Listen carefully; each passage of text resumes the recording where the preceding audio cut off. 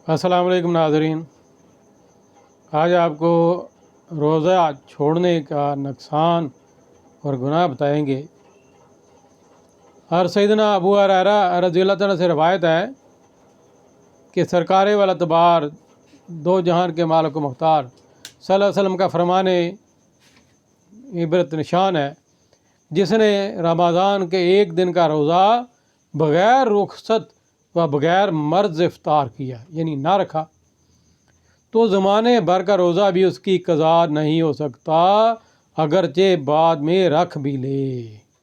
ये तिरमिज़ी शरीफ की हदीस है। यानी मतलब क्या कि वो फजीलत जो रमज़ान मुबारक में रोज़ा रखने की थी अब किसी तरह नहीं पा सकता। जो लोग रोज़ा रख कर बग़ैर किसी सही मजबूरी के तोड़ डालते हैं, इनके बग़ैर किसी सही मजबूरी के तोड़ डालते हैं, वो अल्लाह जल के कहरो गज़ब से खूब डरे। चुनांचे हज़रत सैयदना अबू उमामा रज़ियल्लाहु तआला फरमाते हैं, मैंने सरकार मदीना साहिब मतर पसीना सल्लल्लाहु अलैहि वसल्लम को ये फरमाते सुना।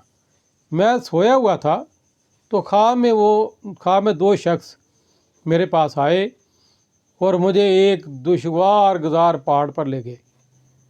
जब मैं पहाड़ के दरमियानी हिस्से पर पहुंचा तो वहाँ बड़ी सख्त आवाज़ें आ रही थी। मैंने कहा ये कैसी आवाज़ें हैं? तो मुझे बताया गया कि ये जहन्नमियों की आवाज़ें हैं।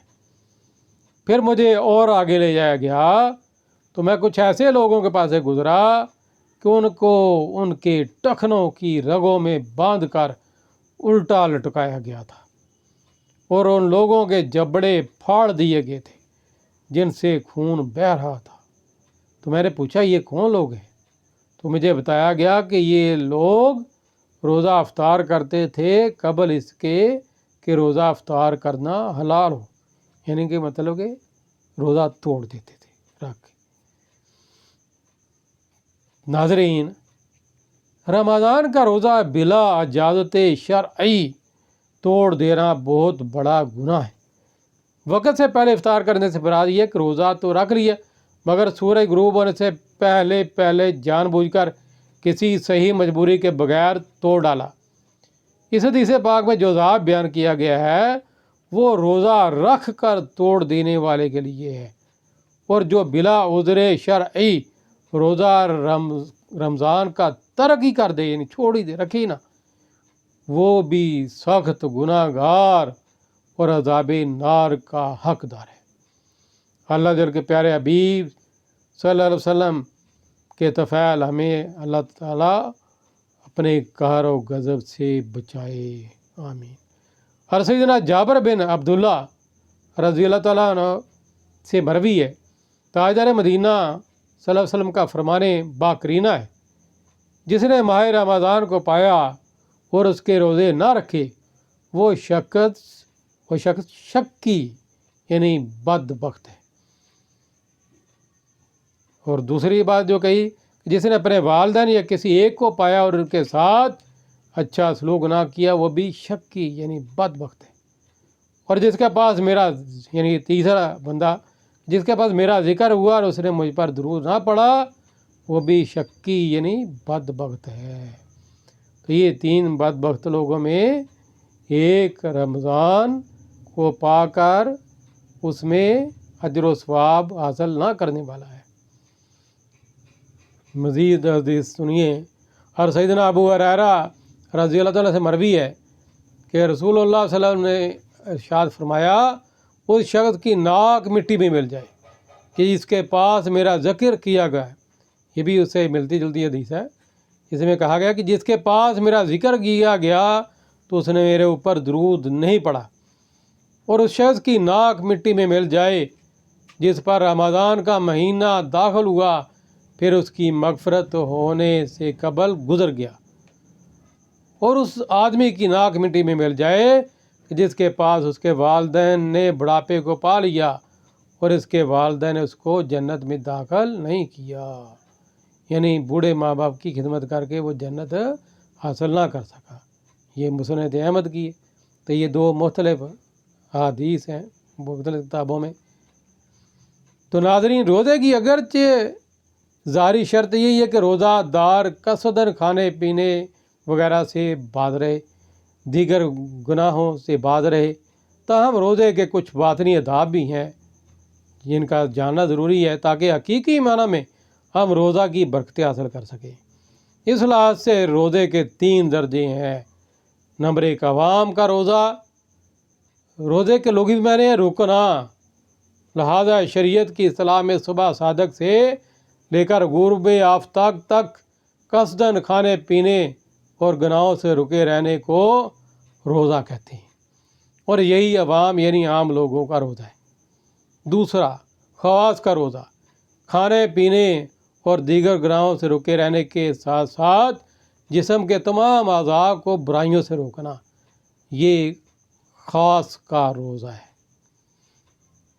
اور تیسرا جو اکثر الخواص کا روزہ، کہ اپنے آپ کو تمام تر امور سے روک کر صرف اور صرف اللہ جل کی متوجہ ہونا، یعنی کہ صرف اللہ کی طرف بھی توجہ کر لینا، یہ اکثر الخواص کا یعنی خاص الخاص لوگوں کا روزہ ہے۔ تو ضرورت اس امر کی ہے کہ کھانے پینے وغیرہ سے رکے رہنے کے ساتھ ساتھ اپنے تمام تر اعضائے بدن کو بھی روزے کا پابند بنایا جائے، یعنی کہ ہاتھوں کو، پاؤں کو، ناک کو، کانوں کو، تو یہ تمام اعضاء جو ہیں ان کو بھی گناہوں سے بچانا ضروری ہے۔ آنکھ کا روزہ کب ہوگا؟ جب یہ آنکھ اٹھے تو صرف مسجد کی طرف دیکھے، قرآن کریم کی طرف دیکھے، یہ کسی غلط چیز کی طرف نہ دیکھے۔ اور اسی طرح ہاتھوں اور پاؤں کا روزہ ہے، کانوں کا روزہ ہے۔ کانوں کا روزہ ہے کہ صرف جائز باتیں سنیں، تلاوت قرآن سنیں، نعت شریف سنیں، کسی کی غیبت نہ سنیں، گناہوں والی باتیں نہ سنیں۔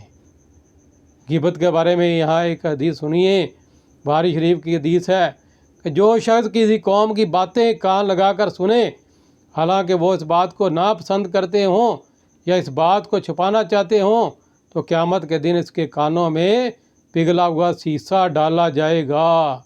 یعنی کہ یہ اس کے بارے میں ہے جو 2 آدمیوں کی بات چھپ کر سنیں، ظاہر ہے بعد میں پھر چغلی کرے گا جا کے۔ تو چغلی کیا ہے، اس کے بارے میں ویڈیو آپ سن چکے ہیں کہ چغلی یہ ہے کہ کوئی ایسی بات جو کسی آدمی نے کی اور آپ دوسرے کے پاس جا کے یہ بیان کر دیں کہ اس نے ایسی بات کہی۔ اور بہتان یہ ہوتا ہے کہ ایک ایسی بات جو کسی نے کہی نہیں اور آپ جا کر اس کو بیان کریں کہ فلاں نے یہ بات کہی ہے، تو یہ بہتان ہے۔